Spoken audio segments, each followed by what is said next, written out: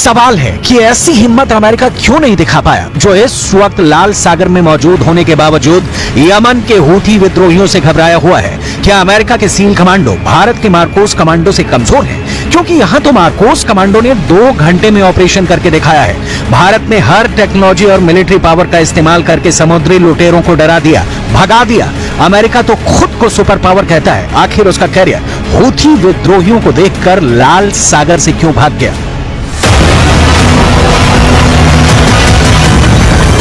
जब गाजा में इजरायल की बमबारी चल रही है, जब लेबनान बॉर्डर पर इजरायल और हिजबुल्लाह की टक्कर हो रही है, तब हिंद महासागर के एक पश्चिमी कोने में इस वक्त तूफान मचा हुआ है।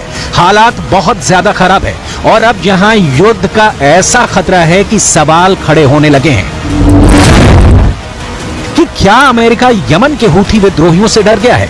ये सवाल इसलिए क्योंकि उसके फैसले तो यही साबित करते हैं। इस वक्त अमेरिका को एशिया के 3 इलाकों में चैलेंज मिल रहा है। चैलेंज नंबर 1 अरब सागर, चैलेंज नंबर 2 आदेन की खाड़ी, चैलेंज नंबर 3 लाल सागर। इस वक्त हूथी विद्रोही लाल सागर में इजरायल से जुड़े जहाजों को टारगेट बना रहा है। इसीलिए अमेरिका ने अपनी नौसेना लाल सागर में तैनात की हुई है। यमन के हूथी विद्रोहियों ने कह दिया है कि जो भी लाल सागर में अमेरिका के साथ आएगा उस पर हमला जरूर होगा।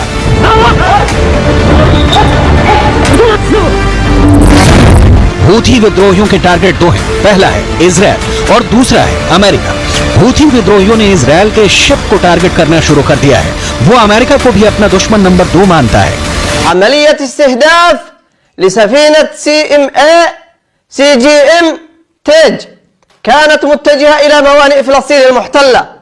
إن عملية الاستهداف جاءت بعد رفض طاقم السفينة الاستجابة لنداءات القوات البحرية اليمنية بما في ذلك الرسائل التحذيرية النارية. हूथी विद्रोही लगातार इजरायल पर हमला कर रहे हैं। वो क्रूज मिसाइल भी फायर कर रहे हैं। बैलिस्टिक मिसाइल से भी इजरायल के दक्षिणी इलाके पर अटैक कर रहे हैं। साथ में इजरायल और अमेरिका को लगातार धमकियां दे रहे हैं। यमन के हूथी विद्रोहियों ने 15 देशों को ललकारा है। यानी हूथी विद्रोहियों ने 15 देशों से युद्ध लड़ने की तैयारी कर ली है।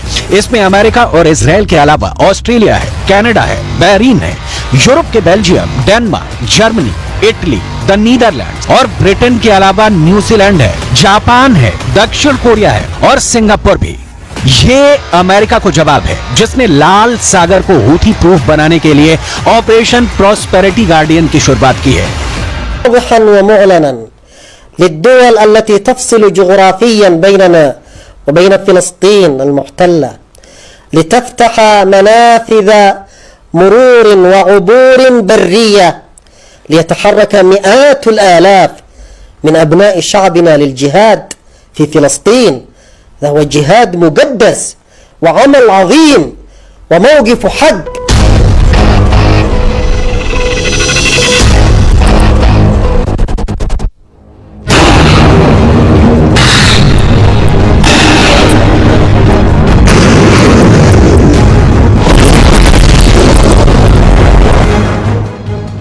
अमेरिका ने जब से इस मल्टीनेशनल फोर्स को बनाने की पहल की है, वो हूथी विद्रोहियों के टारगेट पर आ गया है और हैरत है कि अब तक वो उनको डराने में नाकाम रहा है। हूथी विद्रोहियों ने कह दिया है कि वो अब इन देशों के जहाजों को टारगेट बना सकता है और ऐसा वो लाल सागर में करेगा, ऐसा वो आदेन की खाड़ी में करेगा। ये वो देश हैं जो अमेरिका के उस गठबंधन का हिस्सा बन चुके हैं जो लाल सागर में हूथी विद्रोहियों के हमले को नाकाम करना चाहते हैं और इसके लिए ये गठबंधन यमन पर हमला करने की भी धमकी दे रहा है।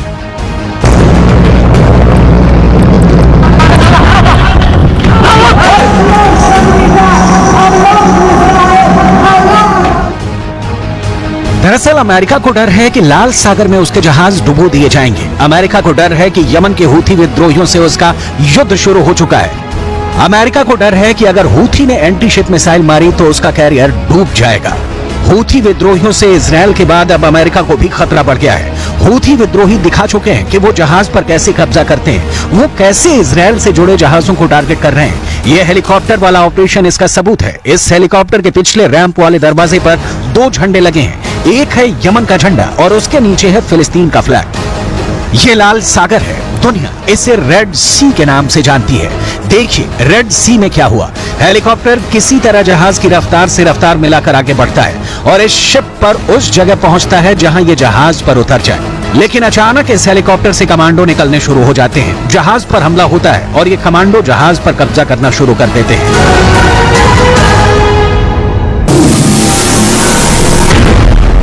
AK-47 और बाकी हथियारों से लैस ये कमांडो जहाज पर आगे बढ़ते हैं। हेलीकॉप्टर फौरन जहाज से उड़ जाता है। क्या हो रहा है किसी को नहीं मालूम। ये कमांडो जल्दी से जहाज के ब्रिज की तरफ बढ़ते हैं। ब्रिज यानी वो जगह जहां से पानी के जहाज को कंट्रोल किया जाता है। शिप के स्टाफ की तरफ राइफल तक ये सभी हमलावर जहाज के ब्रिज में दाखिल होते हैं और फिर क्रू मेंबर हैंड्स अप करके हमलावरों की इस टीम के आगे सरेंडर कर देते हैं।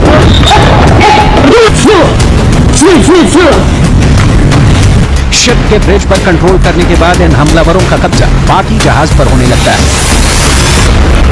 ऐसे हमलों को रोकने में अमेरिका और यूरोप के देश नाकाम साबित हुए। अमेरिका सुपर पावर होने के बावजूद हूथी विद्रोहियों का सामना नहीं कर पा रहा। यमन के हूथी विद्रोही जब किसी जहाज पर कब्जा करते हैं या उस पर हमला करते हैं तो उसे चारों तरफ से उनकी स्पीड बोट घेर लेती है और फिर जहाज उनके कंट्रोल में आ जाता है। ऐसे में भारत के कमांडो ऑपरेशन को देखकर अमेरिका सीख सकता है। भारत ने बता दिया है कि जहाज पर कब्जा हो तो कैसे लड़ा जाता है, लेकिन अमेरिका ये हिम्मत हूथी विद्रोहियों के खिलाफ दिखाने में अब तक नाकाम रहा है और इसका खामियाजा अब इजरायल ही नहीं पूरा यूरोप भुगत रहा है। यमन के हूथी विद्रोही जो गाजा पर इजरायल की बमबारी रुकवाने के लिए इजरायल के जहाजों या उसके लिए माल ले जा रहे कार्गो शिप को टारगेट कर रहे हैं और अब उन्होंने अमेरिकी नौसेना के जहाजों पर हमला करने की कसम खाई है। फिलहाल हूथी इजरायल से जुड़े जहाजों को निशाना बना रहे हैं। उन्होंने इजरायल से जुड़े जहाजों के खिलाफ न सिर्फ हमले किए बल्कि उनको अगवा भी किया है। इन हमलों ने कई कंपनियों को माल की आवाजाही रोकने पर भी मजबूर किया है।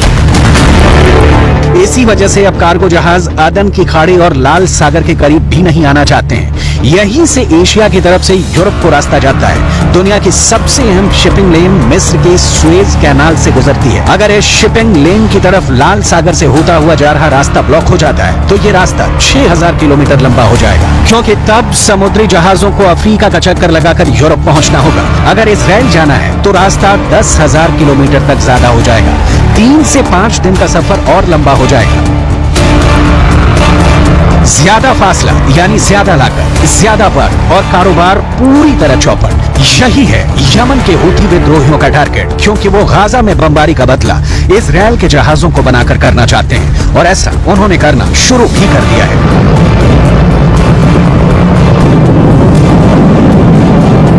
ऐसे में भारतीय नौसेना का वीडियो अमेरिका के लिए एक सबक है।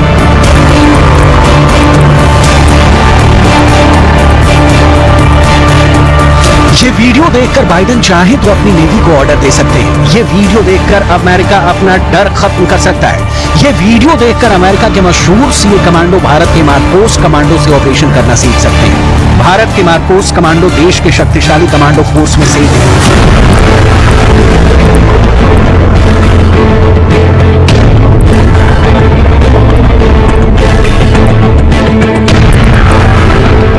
1987 में बने मार्कोस बहुत ही तेजी से ऑपरेशन करते हैं। इन्हें अमेरिका के नेवी सील्स की तर्ज पर ही तैयार किया गया था। लेकिन हैरत की बात यह है कि आज ये ऐसे ऐसे ऑपरेशन को अंजाम दे रहे हैं जो खुद अमेरिका लॉन्च करने से घबराने लगा है। दरअसल इस वक्त लाल सागर में बहुत आग है। इस वक्त लाल सागर के आसपास बहुत गुस्सा है। इस वक्त लाल सागर में वॉर जोन भड़कने की कगार पर है।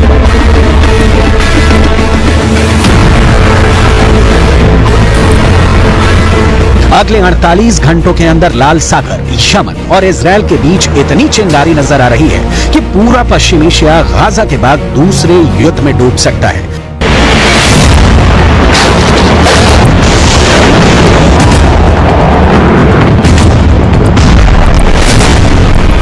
गाजा में चल रही जंग के बाद दुनिया में कारोबार के लिहाज से हालात